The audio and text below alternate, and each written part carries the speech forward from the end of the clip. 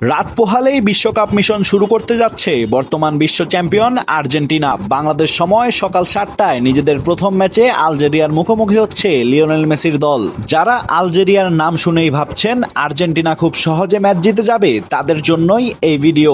আলজেরিয়ার সর্বশেষ 4 ম্যাচের ফলাফলের দিকে একবার তাকানো যাক। তারা নেদারল্যান্ডসের মতো শক্তিশালী দলকে হারিয়েছে, উরুগুয়ের সঙ্গে ড্র করেছে, আর বলিভিয়া ও গুয়েতেমালার বিপক্ষে বড় ব্যবধানে জয় পেয়েছে। এগুলো কোনোটিই সাধারণ ফলাফল নয়, তাই আলজেরিয়াকে হালকাভাবে নেওয়ার সুযোগ নেই। সাম্প্রতিক পারফরমেন্স বিবেচনায় অনেকের কাছেই গ্রুপ পর্বে আর্জেন্টিনার অন্যতম কঠিন প্রতিপক্ষ হিসেবে বিবেচিত হচ্ছে আলজেরিয়া। এই ম্যাচে জয় পেতে হলে বিশ্ব চ্যাম্পিয়নদের নিজেদের সেরা ফুটবলটাই খেলতে হবে, কারণ ইতিমধ্যেই স্পেনের বিপক্ষে কেপ ভার্দে দেখিয়ে দিয়েছে এবার বিশ্বকাপে ফেভারিট বলতে কিছু নেই।